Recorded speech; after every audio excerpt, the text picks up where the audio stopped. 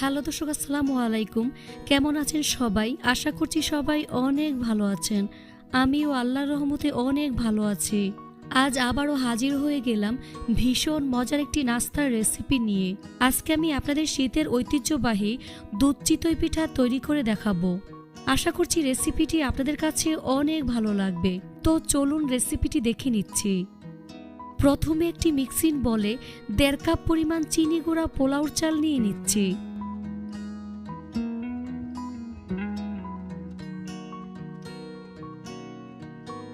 এর মধ্যে 1.5 মুঠ পরিমাণ নরমাল ভাতের চাল নিয়ে নিচ্ছি।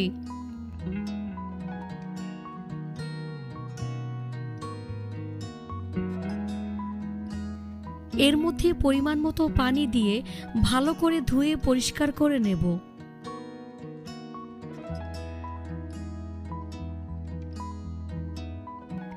চালগুলোকে ভালো করে ধুয়ে নেওয়ার পর এর মধ্যে পর্যাপ্ত পরিমাণ পানি দিয়ে সারা রাত ভিজিয়ে রাখব। সময় না থাকলে কমপক্ষে 6 ঘন্টার মতো ভিজিয়ে রাখবেন। সারা রাত ভিজিয়ে নেওয়ার পর এরকম একটি ছাঁকনিতে নিয়ে পানি ভালো করে ছেঁকে নেব।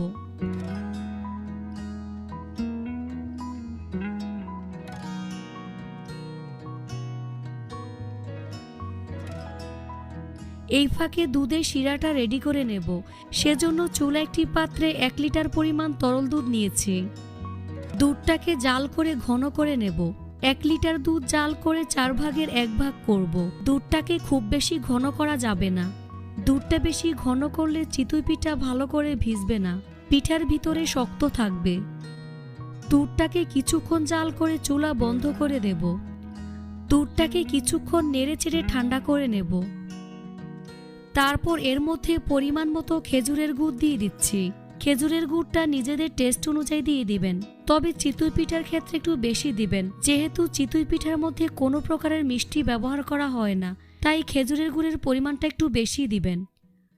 অতিরিক্ত গরম দুধে খেজুরের গুড় দিতে যাবেন না, তাহলে দুধ ফেটে ছানা কেটে যাবে। দুধের মধ্যে খেজুরের গুড় দিয়ে মিশিয়ে নিয়ে গ্যাস অন করে দিতে হবে। 2 থেকে 3 বারের মতো বলক তুলে নিতে হবে। চুলার আঁচ মিডিয়ামে রেখে অনবরত নাড়তে হবে।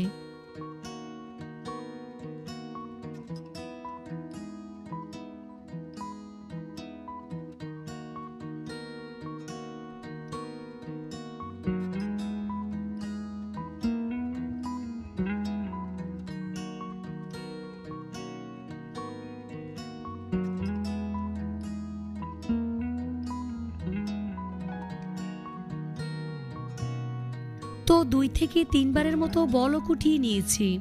এখন চুলা থেকে নামিয়ে এক সাইডে রেখে দেব। পিঠার ব্যাটার তৈরি করার জন্য পানি ঝরিয়ে রাখা চাল ব্লেন্ডার জারে নিয়ে নেব।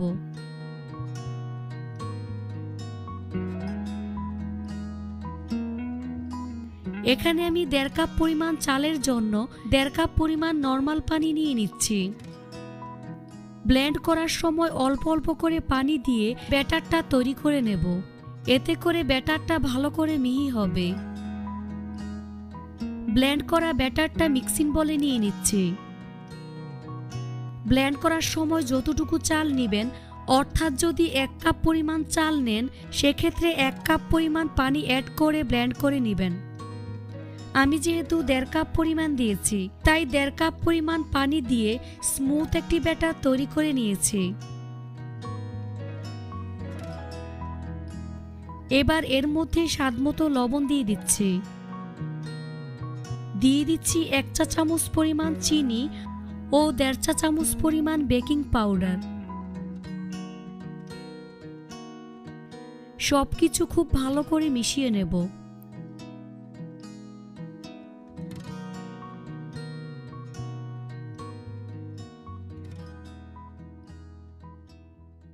তো আমার পিঠার ব্যাটারটা রেডি হয়ে গিয়েছে।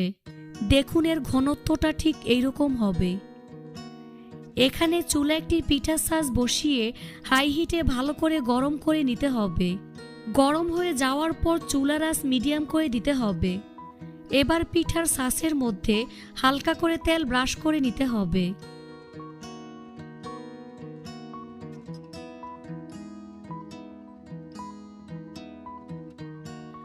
যখন দেখবেন এরকম ধোঁয়া উঠছে তখন পিঠার ব্যাটারটা দিয়ে দিবেন।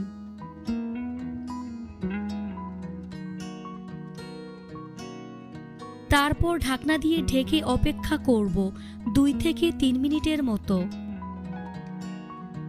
3 মিনিট পর ঢাকনা সরিয়ে নিচ্ছি। পিঠাগুলো খুব ভালো করে হয়ে গিয়েছে, অনেকটা ফুলে গিয়েছে আর ছিদ্র ছিদ্র ভাবটাও এসেছে। এখন ছুরি দিয়ে পিঠাগুলো তুলে নিচ্ছি। বাকিগুলোকেও একইভাবে তুলে নিতে হবে।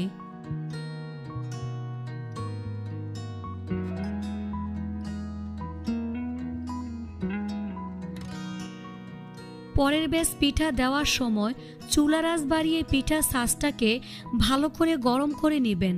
তারপর পিঠার ব্যাটারটা দিবেন, এতে করে পিঠার মধ্যে কাঙ্ক্ষিত ছিদ্র হবে। এভাবে সবগুলো তৈরি করে নিতে হবে।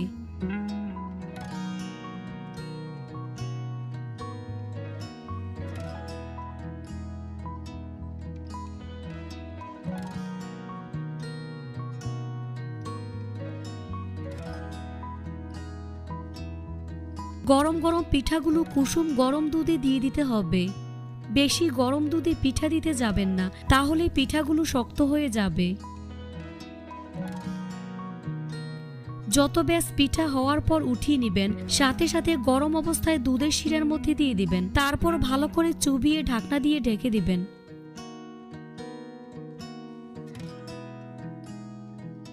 উপরে নারকেল ছড়িয়ে দিচ্ছি। তারপর ঢাকনা দিয়ে ঢেকে রেখে দিতে হবে সারা রাতের জন্য। হাতে যদি সময় না থাকে সেক্ষেত্রে 3 থেকে 4 ঘন্টার জন্য ঢেকে দিবেন। সারা রাত ভিজিয়ে রাখায় পিঠাগুলো রস টেনে অনেকটা ফুলে ডাবল হয়ে গিয়েছে। এখন একটি নাস্তার প্লেটে উঠিয়ে দেখিয়ে দিচ্ছি। আশা করছি আমার আজকের এই নাস্তার রেসিপিটি আপনাদের সবার কাছেই অনেক ভালো লেগেছে। ভালো লাগলে ফ্রেন্ডস অ্যান্ড ফ্যামিলির সাথে বেশি বেশি করে শেয়ার করবেন। অবশ্যই একটি লাইক দিবেন। চ্যানেলটি সাবস্ক্রাইব করার অনুরোধ রইল। আজ এখানেই বিদায় নিচ্ছি। সবাই অনেক ভালো থাকবেন। আল্লাহ হাফেজ।